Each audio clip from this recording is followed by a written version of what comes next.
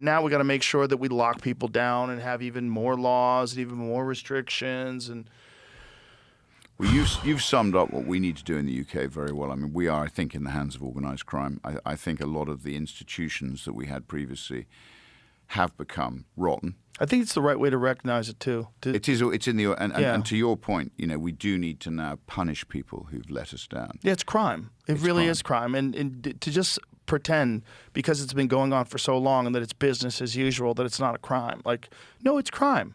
It's crime. It's just somehow or another crime that's tolerated.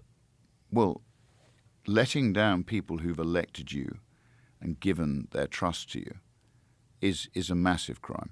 It's not just letting down, betraying them. I mean, we have the same as you, but to a lesser extent, because you've obviously got far more wealth than us. But you see these officials who end up becoming rich, and you wonder how they do it. Yeah. And they're on salaries, and they're taxed heavily, and yet they always seem to flourish. They never seem to be short of money. So I look at our judiciary, which is again now a quango. The judges are no longer appointed by Parliament. They're appointed by this woke quango.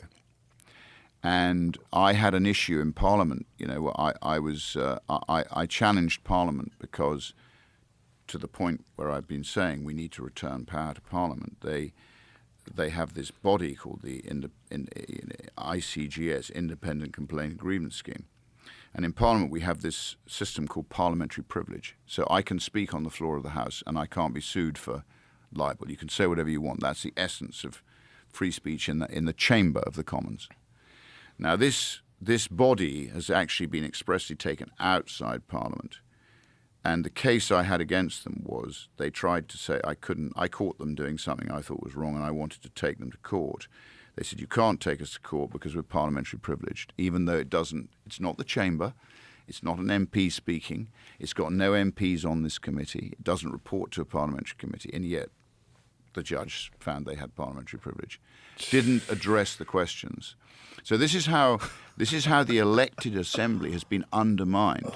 And this is what we have to return power to the elected representatives of the people. There's also another thing that Britain has done recently that's very disturbing, which is eliminate jury trials for a lot of They're crimes. trying to do that.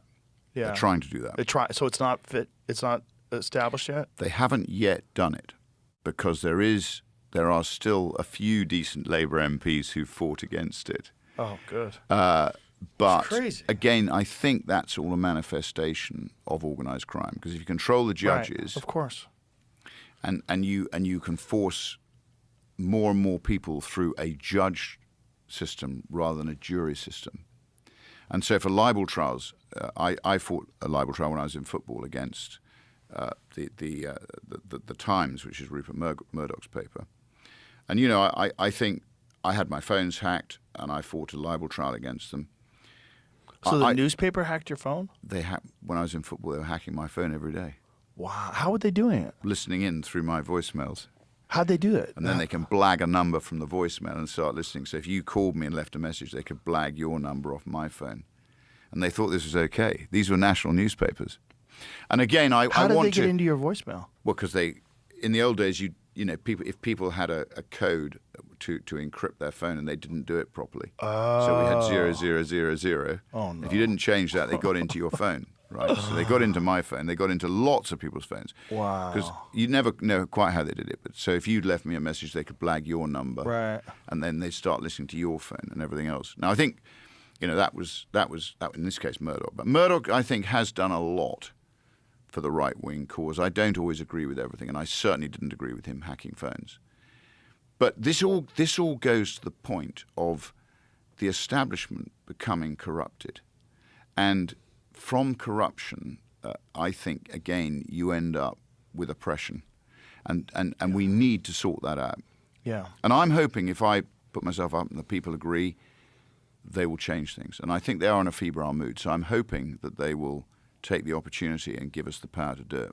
I'm glad you brought that part up because we were not really aware in America of what the general mood of the country is, like where people are leaning in what direction as far as England goes.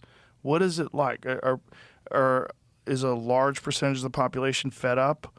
I mean, what's going on over there? Well, I think to your point, you've got this body of people who are profiting on the back of these concepts which you and I would agree are completely flawed.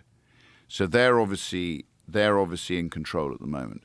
But then you've got the body of people, this increasingly small percentage of what I call the private sector, which now accounts for a smaller and smaller proportion of GDP.